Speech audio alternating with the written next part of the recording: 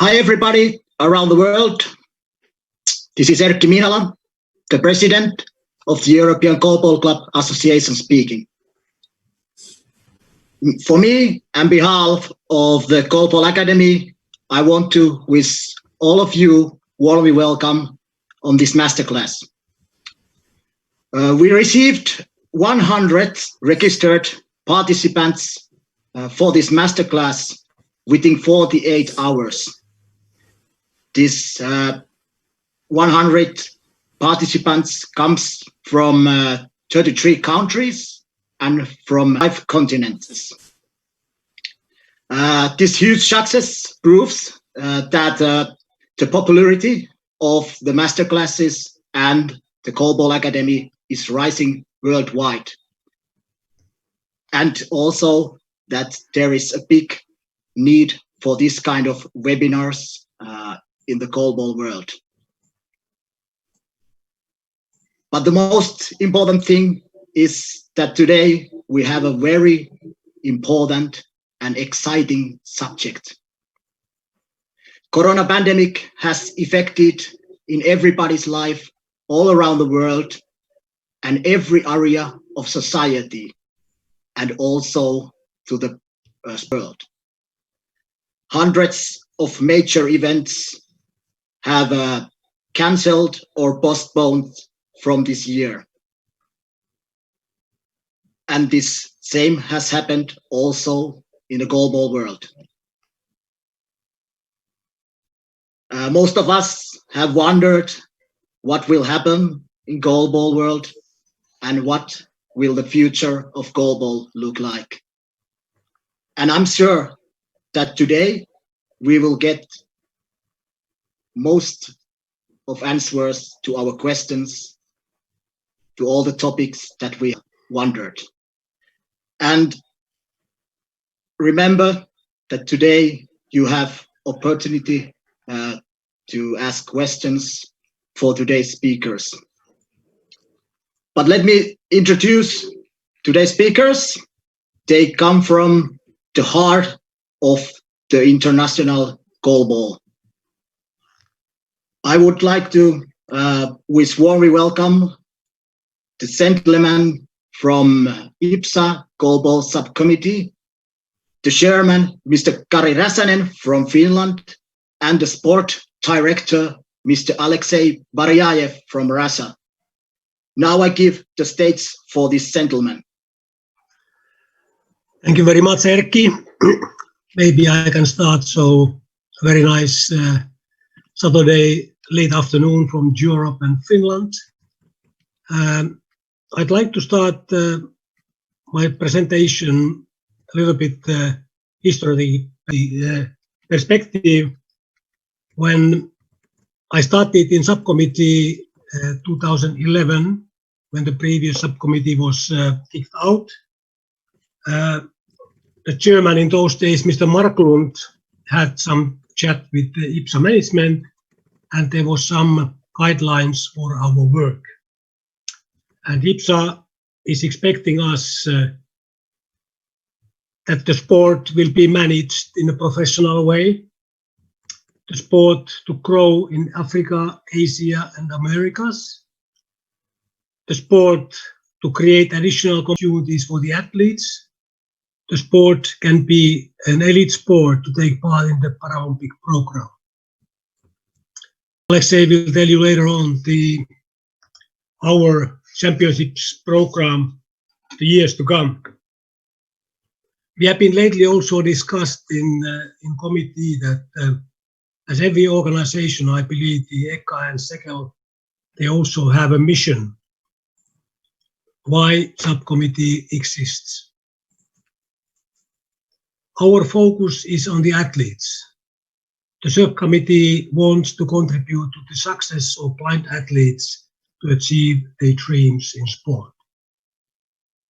We want to say that we are the path to offer the opportunity to blind visually impaired athletes to reach Paralympic gold medal, which we believe to be their dream. And comes to our vision, also as IBSA is also saying, goalball, we need to keep the goalball in Paralympic sport program. These are kind of a guidelines for ourselves to run our mission in goalball committee. Many of you maybe don't know that every sport they had to apply to be part of the Paralympic program. We made successful bids to be in Rio and also Tokyo, and now lately once again we had to make the application to IBSA to prove them that goalball is really international sport which should be in the Paralympic program. You don't see our work in that respect because there's a lot of work. We are working 4 years always to collect information because there's a questionnaire from IBSA. It's some 20-30 pages. We have to apply to be in the Paralympic program. And for this purpose, we need all of your help. I have some issues. What IBSA is also interested at how often we are updating our rules. Lately, a few weeks ago, there have been discussions in Facebook. I understand that what is the rule change process for IBSA, and I hope that is clear for everybody.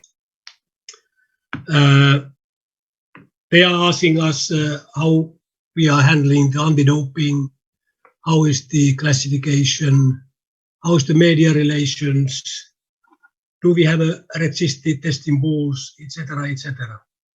You guys don't see this, but when we need the information, we are allowed to turn to you also. So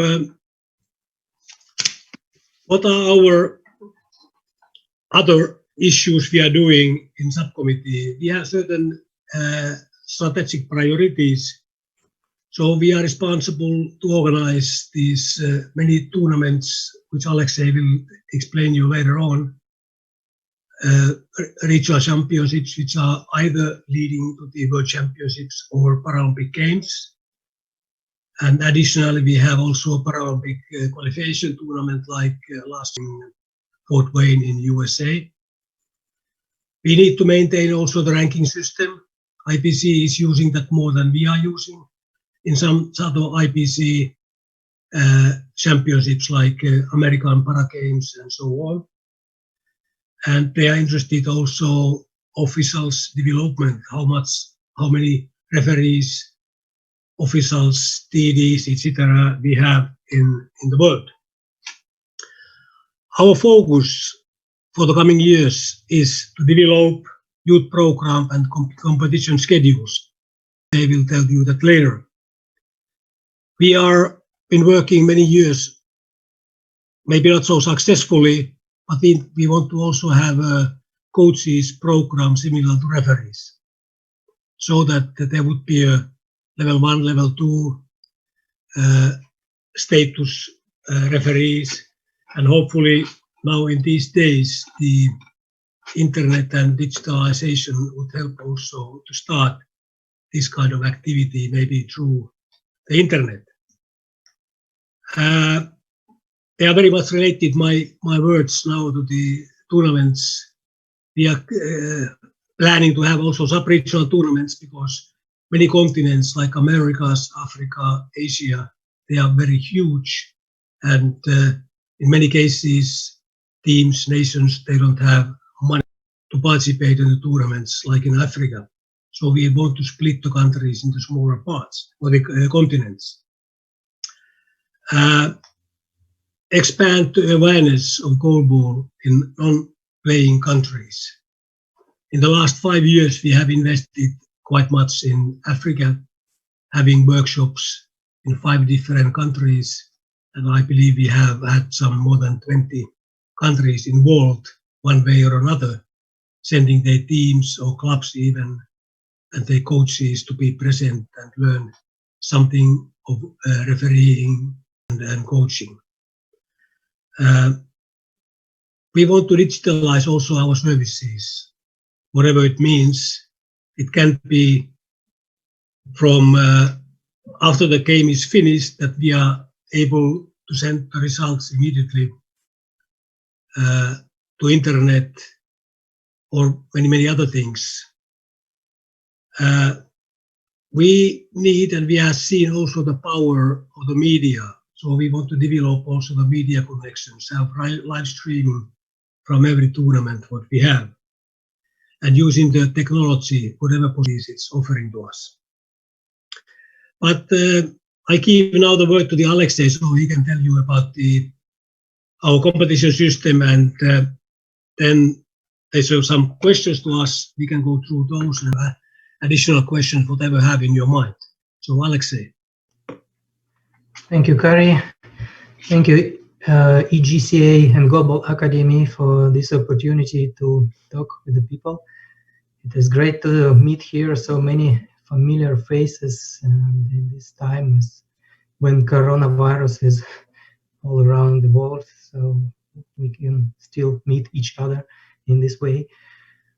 So my name is Alexey Baryaev, if someone doesn't know me.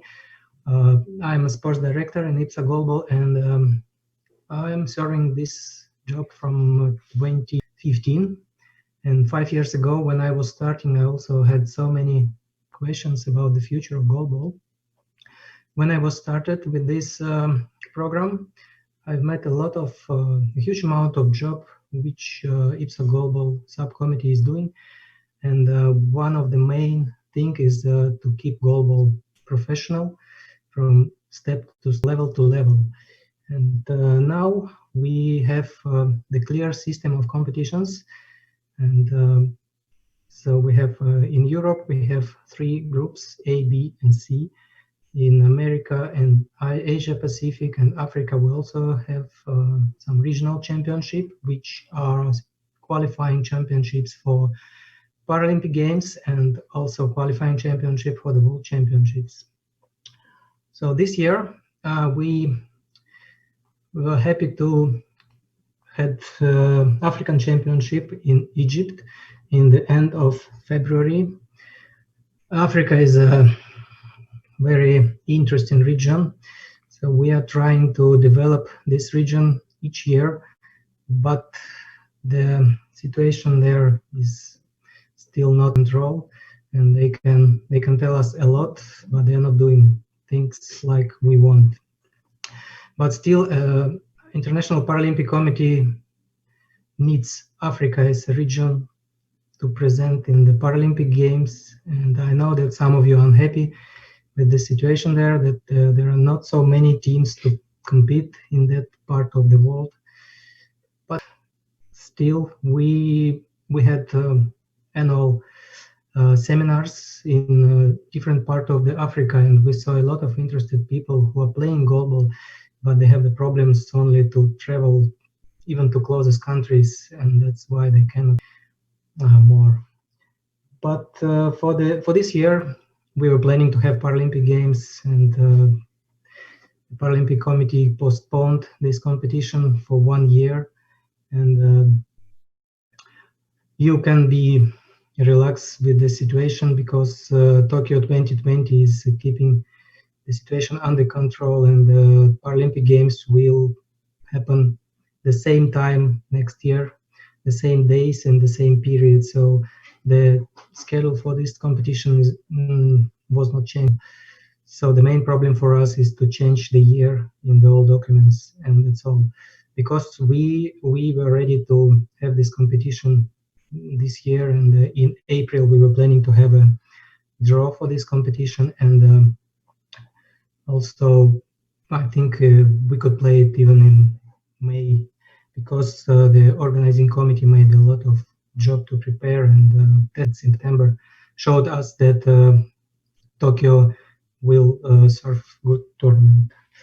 So this year, I think the biggest question in Europe, this European B Championship, unfortunately Israel decided to cancel it totally. So this competition will not happen in Israel in October in Afula. But we are working now hardly with possible hosts to have this competition before European C, and maybe 3 or 4 months before European C, to let some teams to time for preparation. I think in the forthcoming months we will inform you on the IBSA website about the decision, but I think we will not change at all the system, and we will play European B before European C, and then European A next year. For European C, we have the host. It was published yesterday on IBSA website. It's Romania.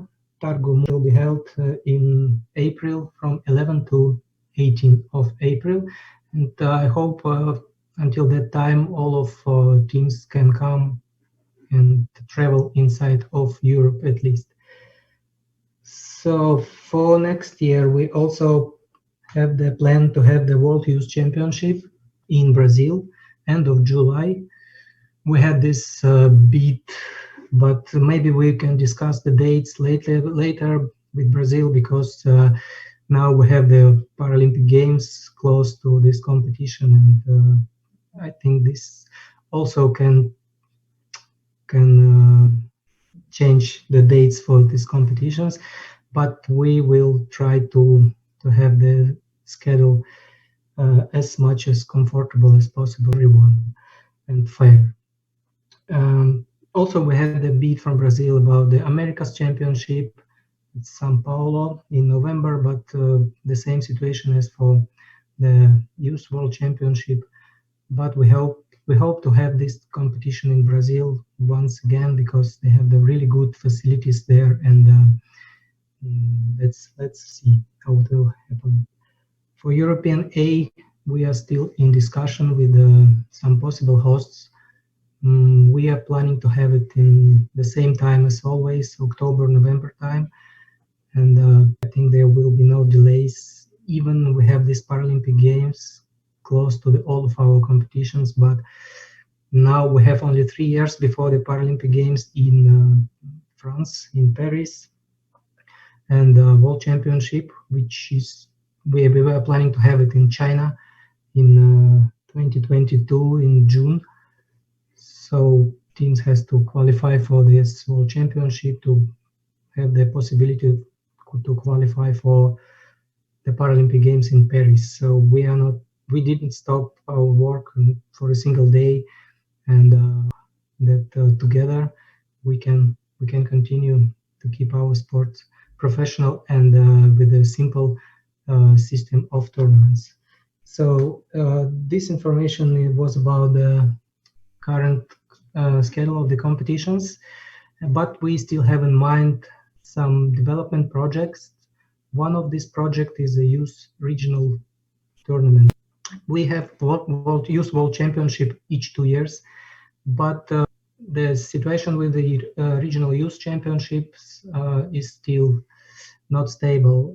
We were planning to have at least 3 times these competitions in Asia, America, Europe, but always we met the problems with the budget of the teams who were planning to come, or the organizing committee, they did not have enough time or power to serve this competition.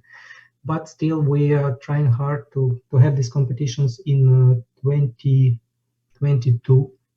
And I hope some of you who has interest to develop a youth regional program can contact us anytime, and we can discuss the situation. It is not the same similar situation with the senior tournaments when European youth, for example, is qualifying for the World Youth. But in the future, we are thinking to make it the same way, because this youth program is for the athletes who are under 19, and if we will create this program, so it will give the possibility for everyone who are playing 19 age to play goalball more. Yes, now we have many players who are playing in senior teams with age under 19, but if we will create this program, so coaches can use more resources to get more athletes under 19 to play nationally and to give them experience. Also, we have a Paralympic youth program. Last year we had this European Para Youth Championship in Paulahti in Finland, but we have the different criteria. They are playing under 23 years. In this situation, I was on that competition and I saw the big difference between the players and who are playing with the 22, for example, age and 16, and it was totally different game, and I think it is not so fair in Goalball. And better to keep it under 19. So this is for the youth regional program, and also one more program we are keeping in mind for the last 3 years, for example, at least. This sub-regional program. Yes, for Europe we have a clear system with ABC groups, but in America, for example, we have South America and North America, and the total between Brazil and USA. I know that sometimes it's more expensive to travel than to go to Sweden, so that's why the competition American Championship. So to keep it like now, Pan American Championship, it can create a big problem, and we have only 6 female teams and 8 male teams last time in American Championship in Peru. And so in this situation, we want to split some regions like America or Asia to South, North, and maybe Central parts. For Asia Pacific, it can be West, East, and I don't remember where we have to check it, and to play regional championship, and then next year to play the regional championship. So it will also create the possibility to develop sport and IPC that we are developing, because one of the criteria to keep the sport in the Paralympic program is that we have the wide development. So that's why this world ranking system, we have the Honduras and other teams who are not playing a lot, but they are playing Goalball, and we have to show it to IPC to be in the program, because Goalball is a part of Paralympic Games from 1976 as a test event, and from 1980. So from that time, Goalball is always is a part of the Paralympic Games. But I've met here in IBSA Goalball that it is not so easy to keep the sport. The Paralympic Games has only 22 sports, and we have a lot of sports outdoors who want to go in. Sorry, it's some sound here in St. Petersburg. It's not so often happens. So that's why we are using the Goalball is developing. I think that's all from my side at the moment, and we can maybe Kari, you can add something.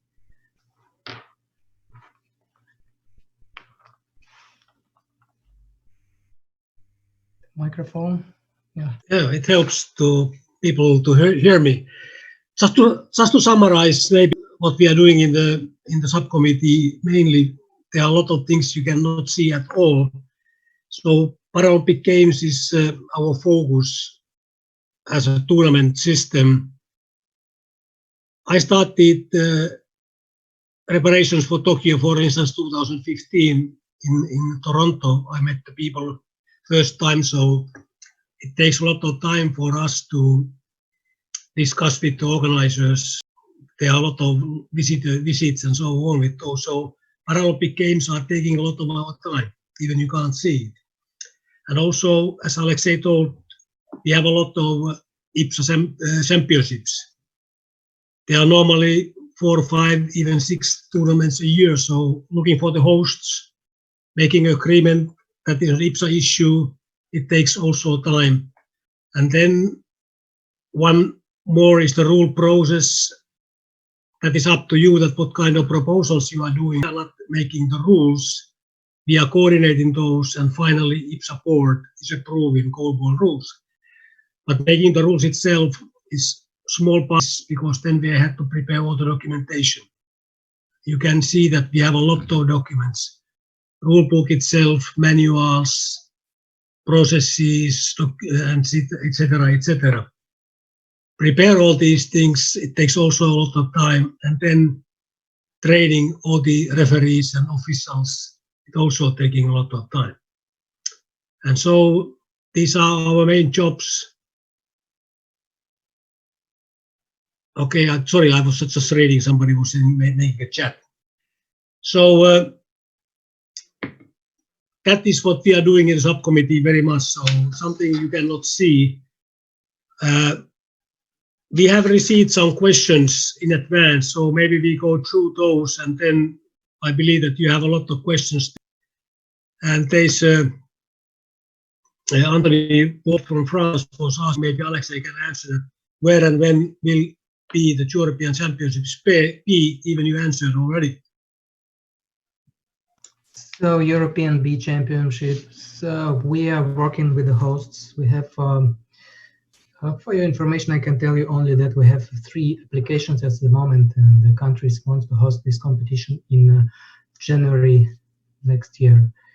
So we are working hard, but we have some problems with the traveling. Check all the facilities in advance, but the plan is so that we will have this competition at least January next year. Okay, sorry, Teresa Konovska from Czech. I was jumping over your question. There was our opinion. Is there any sport close to or distant related to goalball? Goalball is, in that respect, a little bit strange compared to many others. IBSA has 3 parasports: judo, five-a-side football, and goalball. So judo, the national partner is the International Judo Federation. For five-a-side football, they are FIFA and UEFA and so on, and they have all of these other sports, they have relation to these major international organizations. I know that we have had some talks with the Handball Federation, but they have not been so official, and they are not leading anywhere so far. Very often in Paralympics, we are sharing the venues. So in London, goalball, or let's say handball and goalball were in the same venue. In Rio, the same. Now Tokyo is different, and Paris we don't know yet. But so the answer to your question is that we don't have such a kind of a mother sport we could work together in this moment. Then we will continue to Anthony's question. What will be the deadline for classification document? Alexey, you want to answer? Maybe MDF is the question. Is it about? I think this question was about European B Championship, and normally we want to have to upload these documents 60 days before the competition, and we can discuss all of the questions. In this case, personally with the IBSA classification department. I think everyone understood the situation with the virus now, and we will not create any barriers for you to participate if the documents will be ready on time, and I don't think there will be problems with this. So generally speaking, goalball is so-called zero classification in Paralympic Games. So all the players, they might be classified before the Paralympics. And if the Anthony's question, many players have a document dated December 2019 or January 2020. When we regional championships, there's a classification opportunities, and all the players, they must be classified. So for instance, now when we go to Tokyo 21, it might happen that many of the athletes who have been classified now with R 2021 cannot participate without reclassification to Tokyo. They must be either confirmed C or they must be R 2022. This is the general rule in IBSA and IBSA in both cases. Then Anthony was asking, will women's team not registered for the European B Division Championship, which was to take place in Israel, be able to participate in the next European B Championships? Maybe Alexey will comment on this. For the female tournament, European Open competition, so anyone who is not participating in European A can take part in European B with no problems. And you might know the system that now we had the European A in Germany last year and or previous last year. Yeah. And in Group B, there are now 7 female teams, so 3 drop down to B. So this is the system, and now we are waiting for the B, so that the 3 teams will once again be going back 18. A player classified in 2018 for 4 years does not need to pass the classification in 2020. This must be so that if somebody is classified for 4 years, it must be so-called C, confirmed. But as I explained you earlier, always when there's a regional championship from our point of view, there's a classification. If somebody has now R 2022 can participate all tournaments next year, then they don't have to classify again. Then Mahmoud from Jordan is asking, okay, the question is, what is the measure intended to take this year for international referees who have not fulfilled the transit requirement from the number of matches required on them? And will this be taken into account in the presence of corona epidemic? So we have been discussing in the subcommittee. There is not yet any official statement because there are some other issues we are discussing in IBSA management, but we are taking care of this corona situation, and most probably we are not demanding people that amount of games that normally is must be in the passport. Any comment, Alex? About the referees, I think it was already discussed, and you talked about it, everything. So, is it all about some other questions? What is about referees? Yeah, there is still one question from Yunus Khalid Tipi from Oman. Why did IBSA Goalball Committee not adopt Arabic language in the goalball rules and referee laws? So our only one official language is English. I know that there's a lot of translations. Even I have done the translation into Finnish, but we are not having those in our web page. They are existing somewhere, but there must be German, French, whatever languages. Maybe Alexey had the Russian one. I'm not sure. I think many people here did these translations. Like I can see maybe Alexey for Ukraine made it for Ukrainian, Carla to Brazil, and etc. So the people are doing this translation. But the only language we have is in English. So, but all the others, they are unofficial translations, and it's good that they are because it's easier for many people to learn the rules. Those were the questions so far. Alexey is our specialist on looking for the questions. We have a question from Mahmoud Al-Sadek here in chat. Is it possible that IBSA sponsors poor teams in both Africa and Asia with the aim of raising the level and external participation at the level of the global goalball? IBSA sponsors, Kari, do we have IBSA sponsors? That is the first question from me. I didn't hear about IBSA sponsors. No, we have, as a IBSA subcommittee, we have not sponsored any tournaments. We have, when we have project in Africa, we have assisting them in accommodation and so on, but official tournaments, no. And the other hand, we as a subcommittee, we are not the official body, so we cannot even have any sponsors agreement. That is IBSA's issue to have the sponsors, but such sponsors that they are creating some money with the Goalball, we don't have. One more question from Alex Bunny. Can you show your work by minuting your planned meetings and publishing them on the IBSA website? This is standard procedure for many committees. So our committee meetings. Yeah.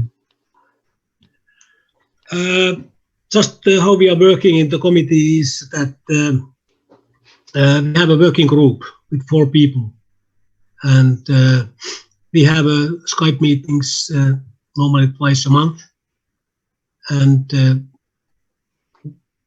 we are discussing different issues there. We have had a plan also that we have one face-to-face meeting with all the committee members, which are some 10 people now, but especially this year that was not possible. And we want to commit also the other members to have a Skype meeting 2-3 additional times in a year, but it's not always suitable time for everybody. So, and we have not having these meetings too often. But what is our agenda? Do we have a minutes? We have the minutes, yes, and these are normally in our Dropbox, but this is only the committee members. Okay, one more question from Abdelkadir Hadim. We know that competitions are stopped, so why the ranking is changed in May and April? And what's a rule for ranking for international competition? I think in this case, I can answer that we are working on update of this ranking, not after each competition. So we are getting the information from some competitions after maybe some weeks or months. And that's why we are putting the new information each month and changing the ranking. And also the ranking is making it this way that I don't remember correct, but after 4 years, where some of the competition are dropping down from this ranking system, and for some of the teams, they're changing the position. That's why the ranking was changed in May and April. It's not after the competition. It's only because we have to change it each month to show it to APC that the ranking is working. Kari, any something to add? The main reason is what you said, that during the years they are dropping some points out of the results. I can't remember the system exactly, but also described in that can be found in each webpage also how the ranking system is working. Okay, I've just got a very good question, and maybe we can put it also into discussion. So with so many interested people from Greece, it's about coronavirus situation. Could we really schedule all this championship waiting the second wave of corona? I think we can plan. We have to try to plan, and I don't know. The situation with Israel showed us that the competition cancelled, but if we will not plan it now, you cannot prepare your budget and do something else. And also we have to show everyone that our sport is still alive. I think this is the main thing we need to everyone. And a very good question about how could we make the games safe for the participants, because Goalball is a unique sport, and we can see now that football is starting to play with the different rules and some new regulations. We just started discussion in the subcommittee, and we have some crucial points like checking off eye shades for the players, for example. There's a close contact between the referee and the player. Also, this shaking hands, preparation for the game, and etc. Goalball is not contact sport, but we are contacting each other during the game, and we have to think about this regulation. We know that United Kingdom and Great Britain, they have some good proposals already for us, And if some of you also have something in mind, because I think each country now is thinking about this situation, it will be really good for us if you can share not only with us but with all community, because the people are thinking about this, I think, in the biggest way. Kari, anything else? Yes, I want to thank Alex. I can't hear you, Kari. Okay.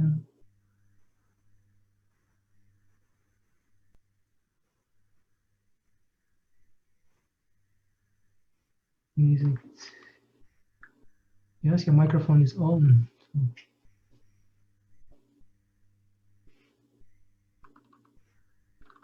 No, we can't hear you. We can't.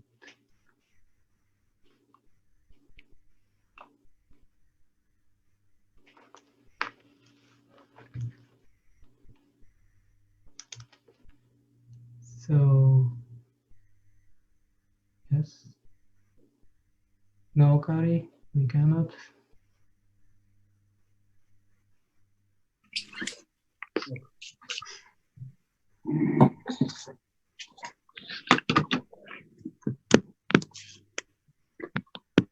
Kari no se le escucha. We can't hear at the moment, maybe. I can hear. Oh yeah, we can. We could hear you for a couple of seconds.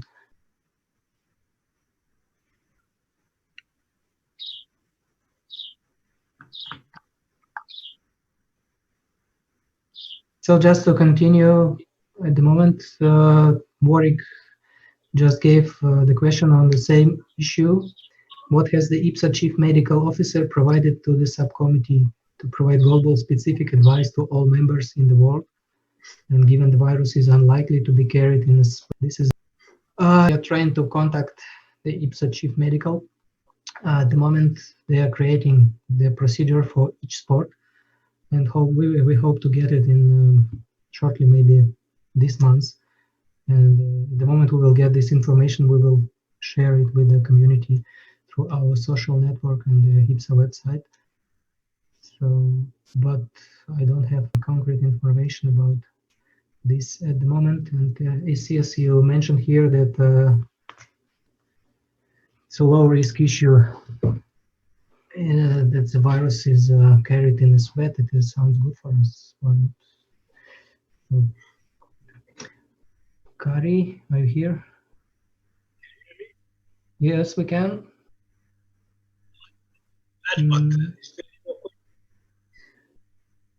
Not so good, but let's try it once again.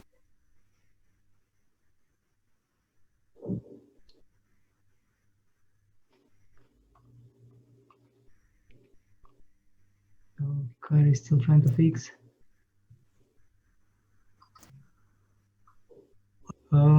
So I can. Yes, now it's good.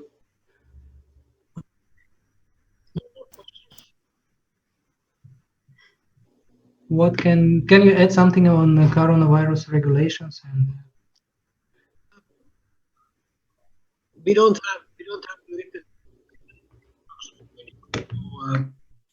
what I said earlier, so we can talk to each medical person or to chief of the medical committee and what they can say. But of course, if there will be tournaments, we have to consider very seriously: is it worth having those tournaments, or should we still postpone? But we have the schedule now. We are leaving according to the schedule, and we are following the situation on a daily basis.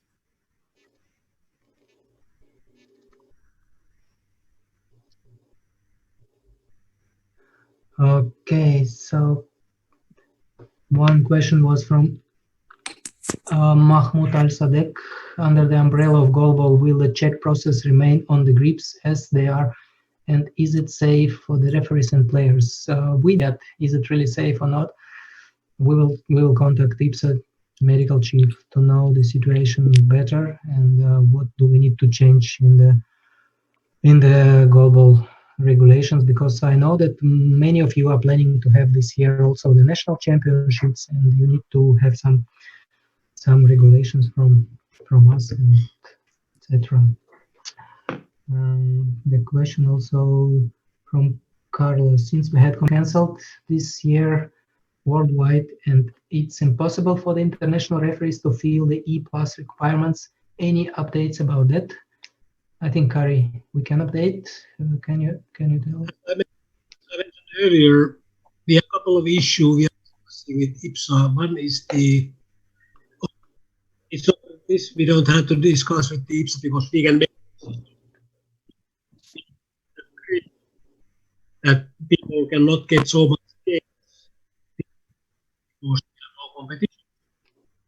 We don't want to make it yet because there are some other issues to discuss and then we make the announcement. There are several issues. You cannot hear me. No, it was not. Maybe once again we can again. Concerning the making a statement in some time now discussing in the committee that most probably and we will let you know what is our opinion. No, I can translate once again. So about the E-Pass, yes, we know that this year we will not have so many competitions, and there will be a problem for referee to get them requiring the number of competitions. We are discussing it, and most probably we will follow the worldwide situation, and we will keep the level the same it is for the next year. But let's wait a bit. We need to get IBSA confirmation about this decision. So, and don't worry, you will most probably you will keep the same level for the next year without any confirmation this year about the number of games.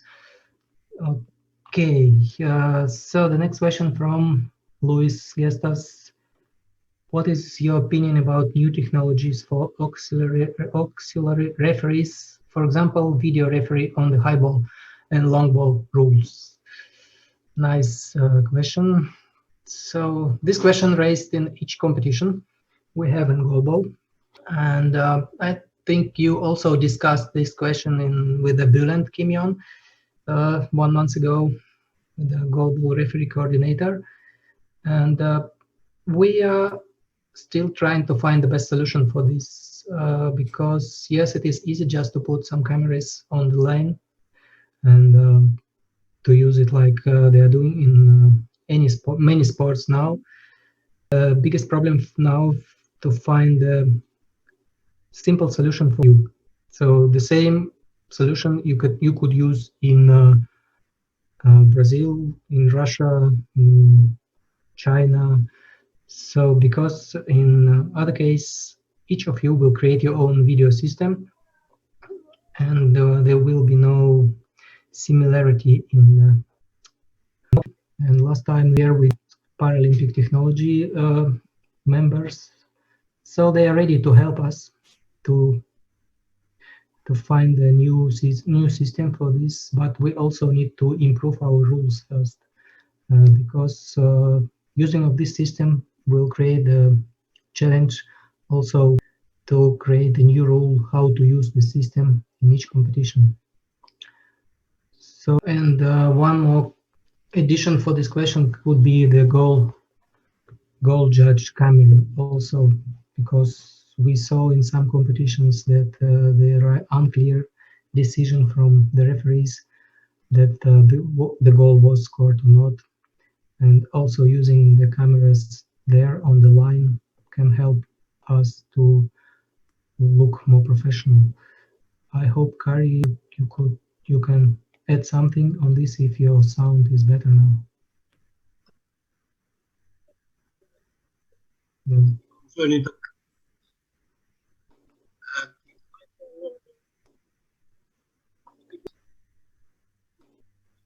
No, we are losing your voice. Continue.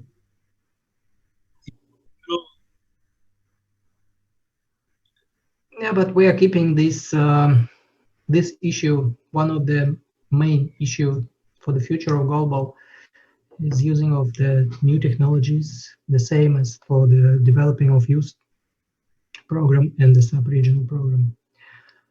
So one more question from Louis. The Goalball Academy created training and webinar to create a platform to share knowledge between the world of Goalball.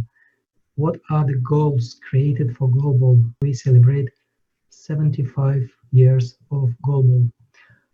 So next year, according to the history of Goalball, we will have the 75th anniversary of Goalball because it was created in 1946 in Austria. So I think which goals? We didn't discuss it a lot in the subcommittee, but it also into the list. I could answer Kari about it once again, if we can hear you.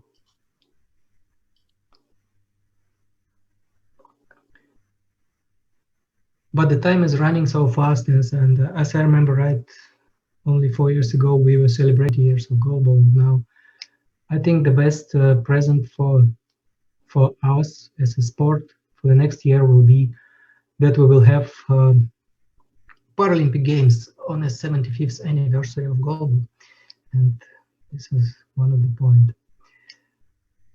And we can celebrate there the development of the sport. I don't know, Kari, did you fix it or not? So it looks like only one.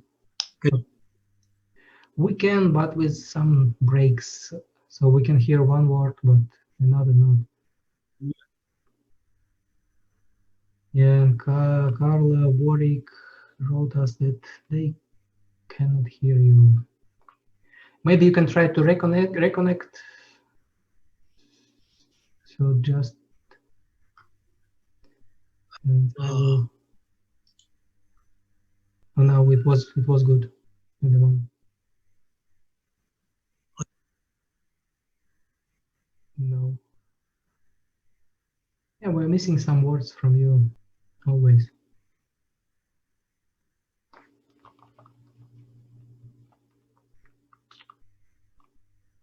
Okay, so now the questions from Rui. So the Damas, do have thinking any time to adapt the rules to have less referees? Like nowadays, we have more referees than players on court. In some countries, when the referees are paid, this is a problem, even for the professional movement. Less referees. Thank you, Rui. It's a good question. Yes, I know this problem because in some national courts we can see the situation when we don't have, for example, 10 seconds timers, or one referee is doing the job for the both. And for the goal judges, we are mostly using the unprofessional students or friends, or sometimes even players, to be the goal judge, and it will not help to the referee to know the situation good better.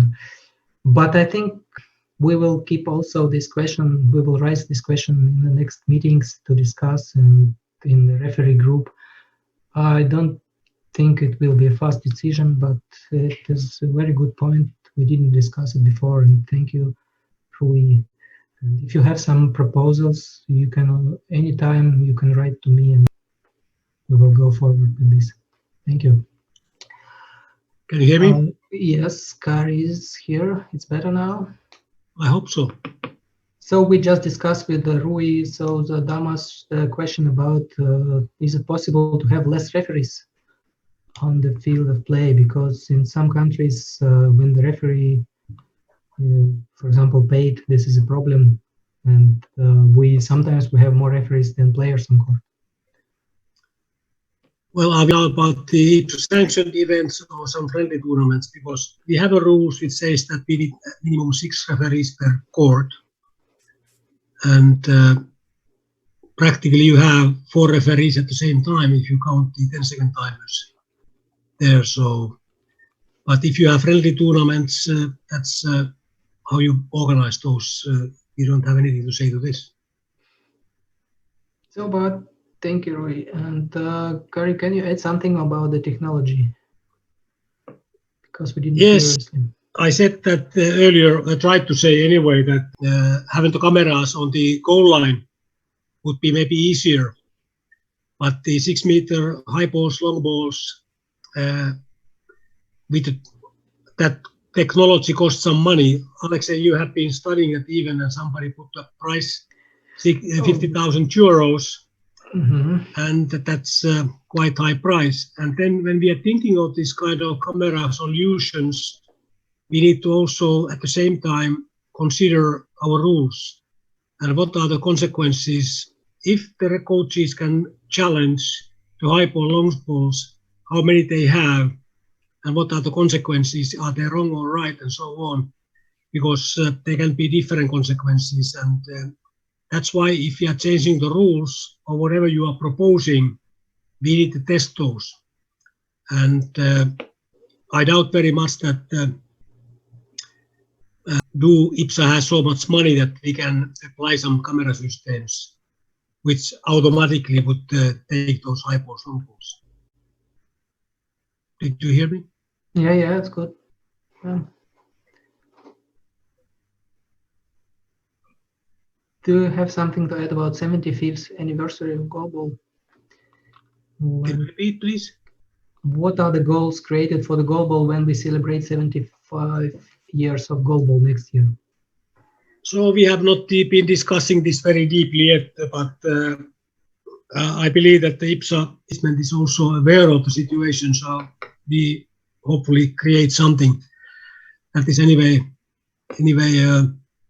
quite many years we have been playing goalball. So Alex Bunny is coming back to coronavirus situation. So he's writing, I'm happy to share the work we have done so far about return to. It highlights all the potential touch points in the context of coronavirus and 2-meter social distancing for the normal 1-day Goalball tournament. This will help us and you assess risk and measures to reduce. Thank you, Alex. So in some countries, it is a 2-meter distance. In Russia, for example, we have 1.5-meter distance. It also creates some interesting situation when we have to find the best social distance now in Goalball also. Warwick, why can we not get a definite position on the e-passport requirements? This leaves us in uncertainty. I may be able to spend a lot of my money to create a tournament to get my 10 games to maintain my passport. If I do get my 10 games in and others don't, then I should get an advantage because I spent all this money. Otherwise, it should be just ruled that the 2020 passport carries into 2021. So, Kari, can you add something here? I can add to this so that we have a next subcommittee meeting on 15th of June. We can put that on agenda and see that what will be our decision, because we have another meeting with IBSA management a couple of days earlier, so we need to get some confirmation from them. Okay. So many from Greece. The last time, because of COVID-19 worldwide, there were enough issues about gender equality in sports. Is it a tough thought to organize separate men and women championships? Yes. We did not think about it, but well, we have answered earlier to somebody that if there will be hosts who are interested in organizing for men or women only, that is possible, but so far we have not organized any of those, but that is possible. Okay, Antonios from Greece. We should combine this anniversary with campaign in schools, make the sport familiar to children and bring them closer to Paralympic spirit and to people with disabilities. It's a good point, Antonios. Thank you. And the school, we are just started to discuss this school Goalball programs with Murray from Australia, and maybe Kari can add something on this. Yeah, we have a chat a couple of weeks ago, and Murray and Australia, they have a lot of experience from school goalball, and most probably Murray will contact in UK, Brazil, maybe Russia, because Turkey also, there are many countries where the school goalball is very active, and we are just waiting now the Murray's ideas how to implement those and in which form the school competitions could take place. But this is, we just started a couple of weeks ago, discussed this, so because we feel that our job is together with the Sekel and Eka also that we need new players to goalball, and we have to start from the schools.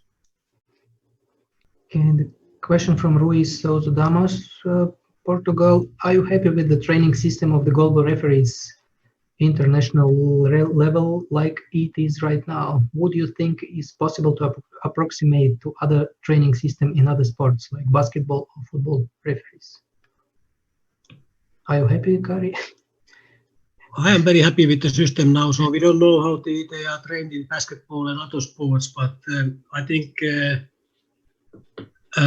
system what we have is now very good. We can still do many, but I don't know. I'm happy with this system.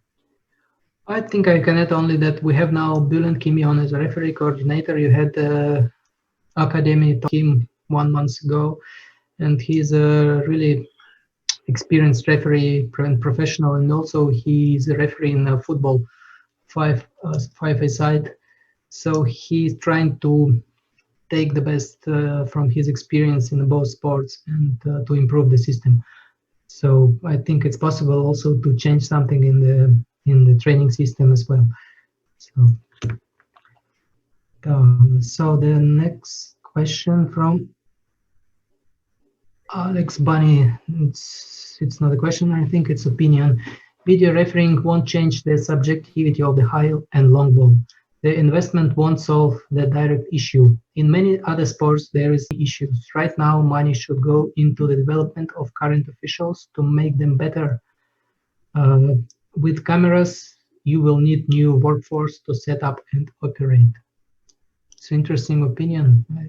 I like this, Alex. So because the video system can change something, but it is not the best solution in any case. You would need a couple of more persons to run this system. Yeah, and the video referee also the experienced guy to understand this, the goal ball and the high ball and long ball definition. Okay, we will keep it for the future. Thank you, Alex. Warwick, the meeting tool and also the referee money. We have paid €220 for Oceania region referee maintenance. Should this be carried into 2021? Kari? So they paid this year 220 for the Oceania. maintenance fees. Yes. Good point. Good point. This needs to be discussed also that if people cannot referee, so I put that on the agenda. We can discuss it in subcommittee. Thank you, Warwick. Okay. One more question from: is there any reason that level 3s and level 2s cannot teach level 1 clinics again? It is very expensive to fly out course conductors. Are there any scientific studies to evaluate the different systems? So I think once again to you. Yeah, thank you, Alexey. We have, as I mentioned earlier, we have seen this system relatively good. We have only 5 senior course conductors, and I know that if people don't have contacts, but only in their own country, they start to make also their own rules or kind of a definitions. And that is, we can see that even when referees are coming, even level 3 referees and level 2 referees to some IBSA sanctioned events, they have these homemade habits, what they are also then with the way they are refereeing also there. that's why I would say that the system what we have today is quite okay. Even in some cases, it might be quite expensive also to take the course conductor to far away. Okay. We don't have questions at the moment in the chat. Maybe someone wants to tell something else open. So just maybe you can switch on your microphone and tell us and ask the question. Sorry.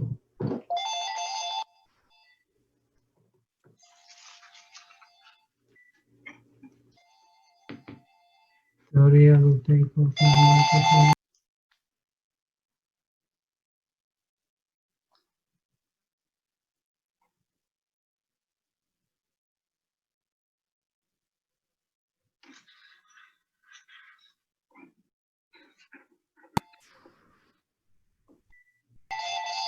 Kari, please continue. So Alexey was reading the questions there. I'm not sure if that was the answer to the future of Goalball, but from subcommittee point of view, and we are talking about the sanctioned events, how we see the future of the Goalball, that there will be more competitions. If you are able to organize some reasonable way these sub-regional systems, youth regionals, and also school competitions, will bring people to the ball. We want to have more professionalism when officiating the Goalball. We can see already today that there are more professional players, also coaches. Media will be more important in the future. There's a lot of opportunities, and also so very popular word nowadays, the regionalization. We need to use this also. Even training or referees on officials and coaches, etc., etc. So this kind of ideas I would summarize from our discussions today. Let's see when Alexey is getting his job done, if there are any other questions.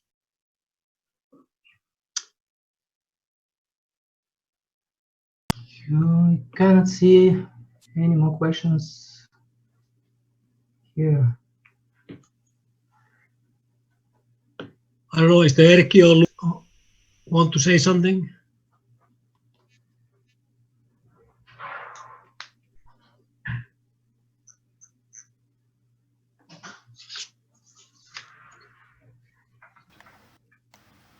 Erkki?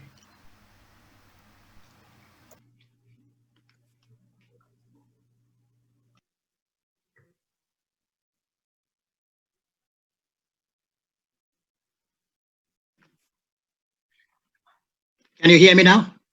Yes. Okay.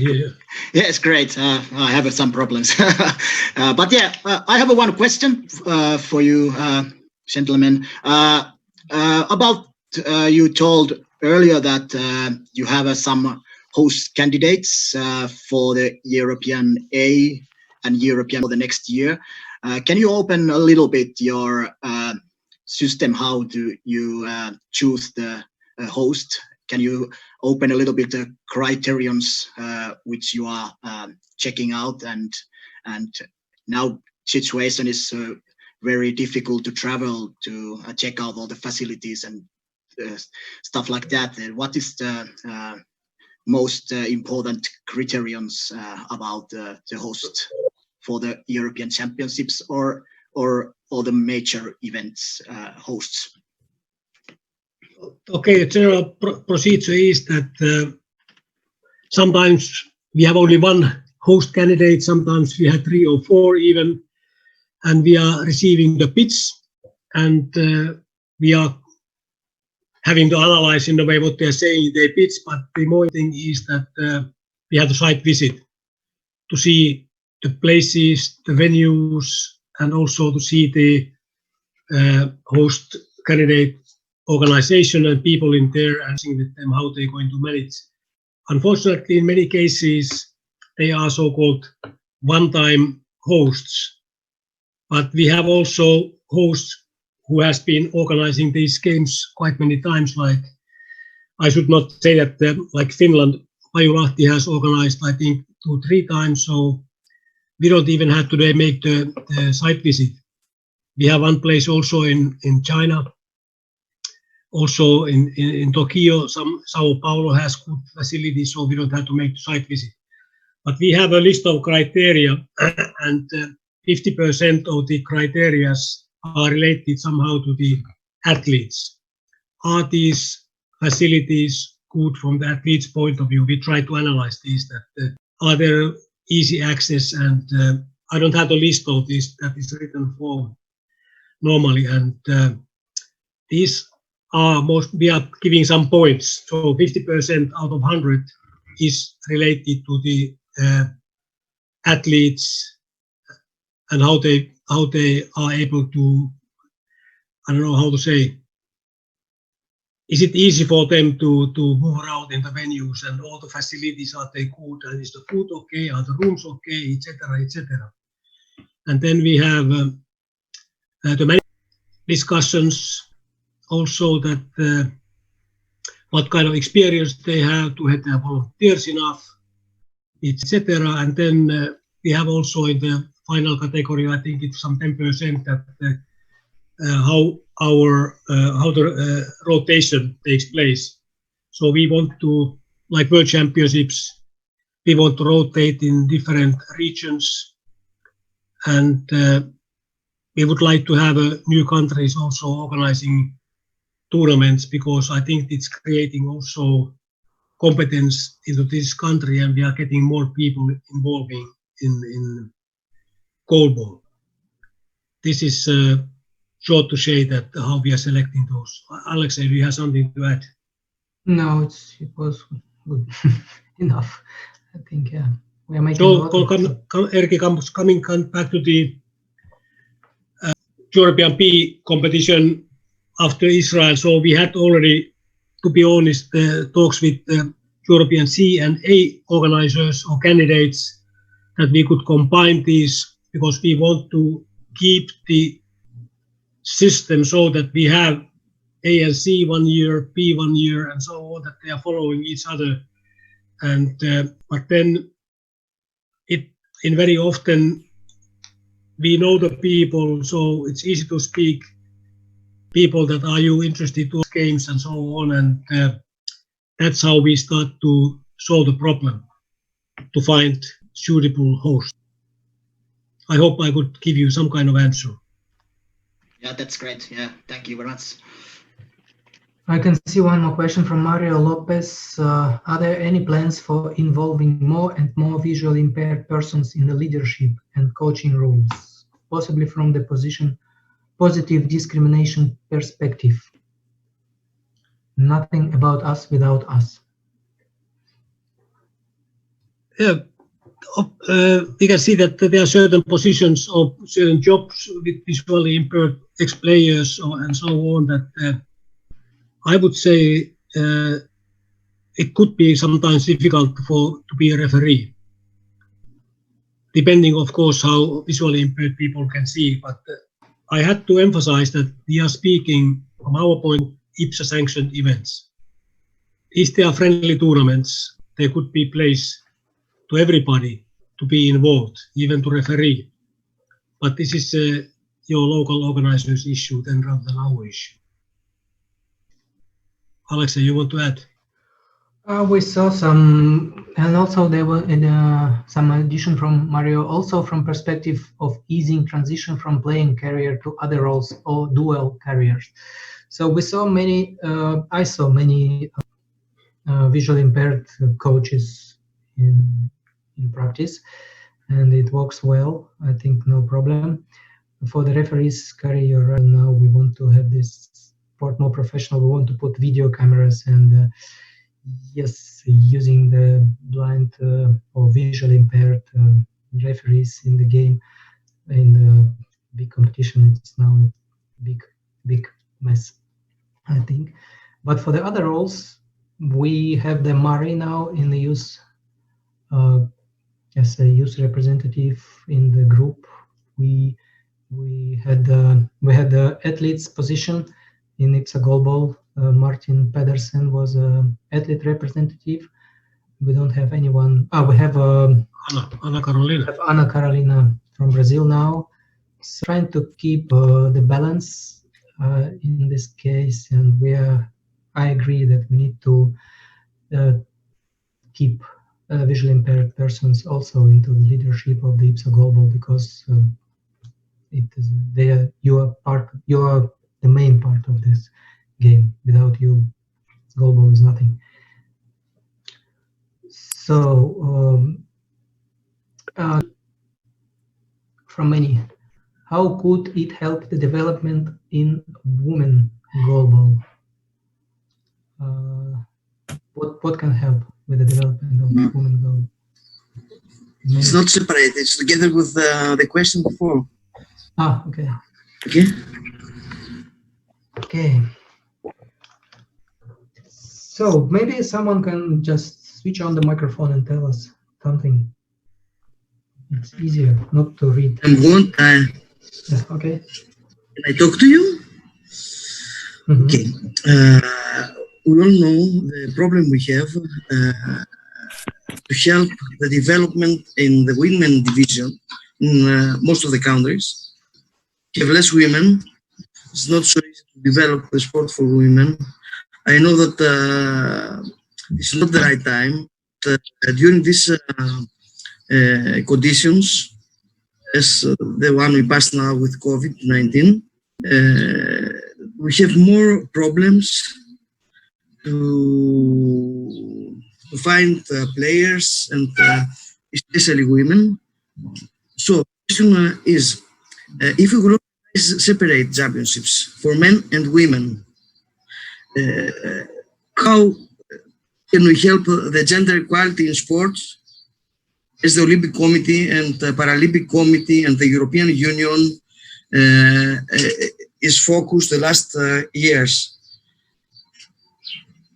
For example, here in Greece, if we will organize separate women and men national championships, less women involved. You can think why. If we want to have more athletes, they must have fun, they must have good time at the start, get involved. So my question is, if we will organize separate championships, for example, we will find an organizer for the men championships, we will not find for the women championships, or the opposite, we will find for the women and not for the men. Will you proceed? Will you go on? Will you do it?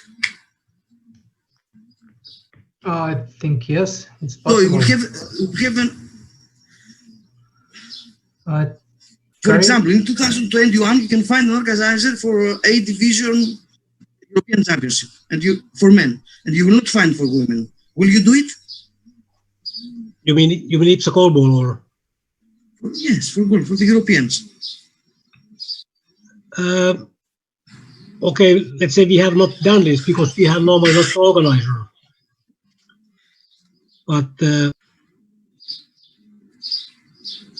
no, we had to think about this.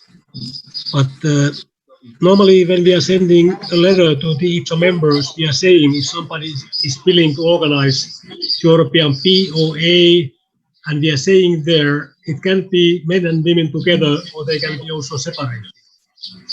But so far, all the organizers, they want to keep them together. I know that it was some years ago that Iran was asking if they can use or organize Asia Pacific tournaments for men only. We said, yes, you can. But if somebody wants to organize for men and women at the same time, that is an advantage for this one. Because then female teams also, but that was in that time some 5 years ago, so that was not leading to anything. But they can be organized separately also.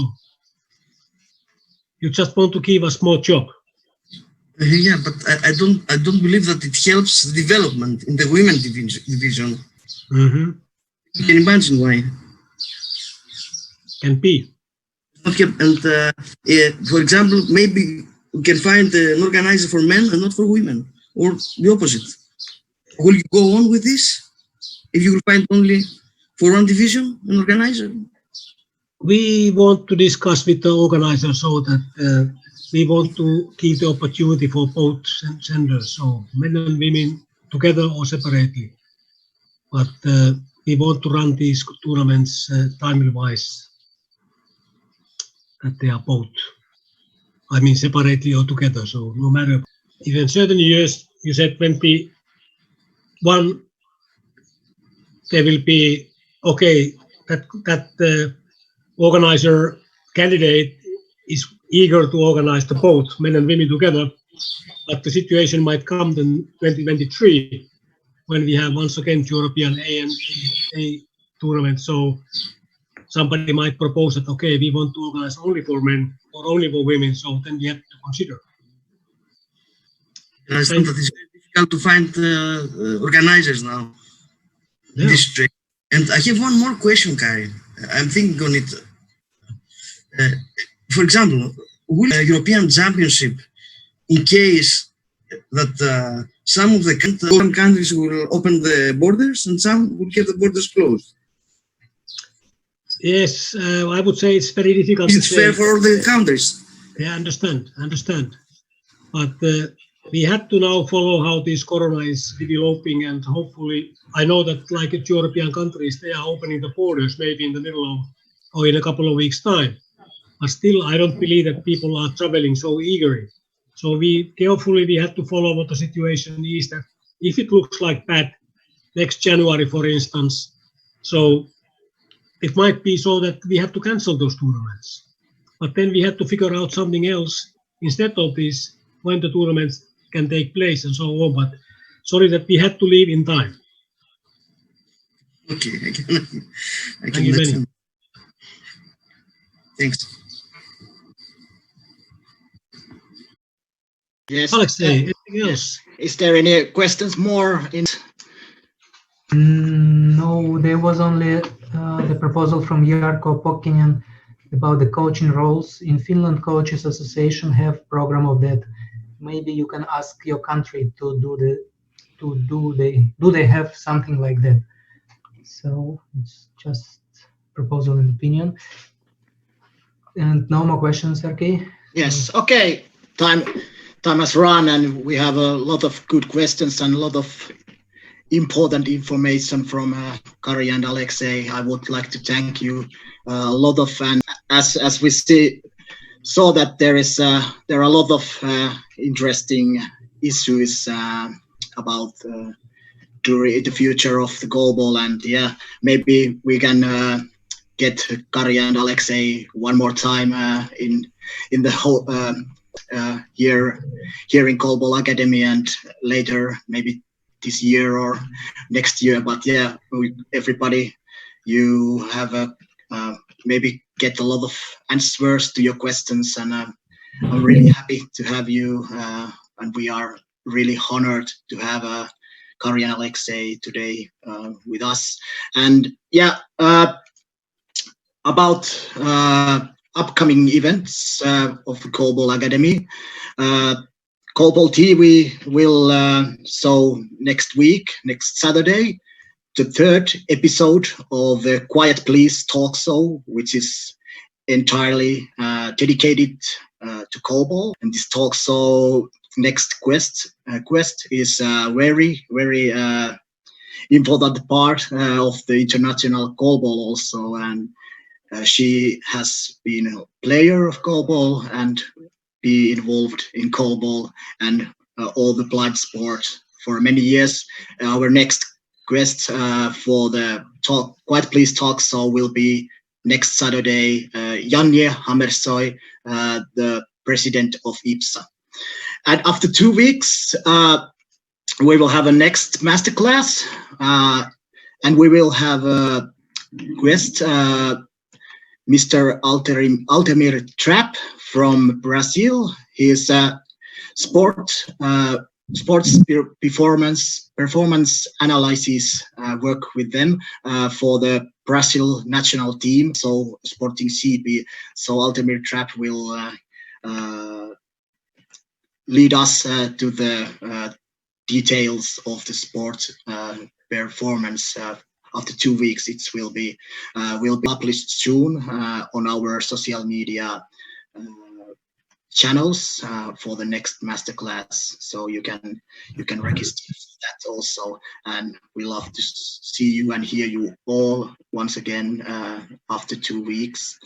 And I would like to remind you all that we have also all these masterclasses are in a podcast mode, podcast format. We have these masterclasses on our YouTube, Goalball Academy YouTube channel, and also we have on Spotify, Google Podcast, and iTunes. Also, at the moment, we have a podcast. All these masterclasses, and also Quiet Please Talk shows.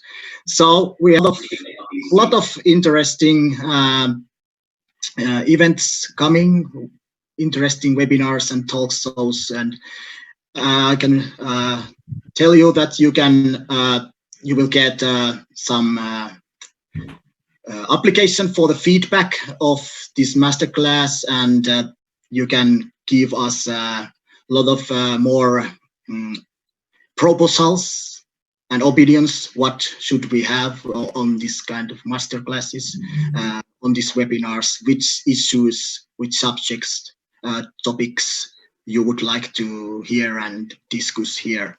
And okay, everybody, once again, huge thanks to Kari and Alexey and all of you who are being along in this webinar. And yeah, take care of yourself and the others. Stay healthy. We'll hear you and see you soon. Thank you, everybody, and have a great rest of the evening.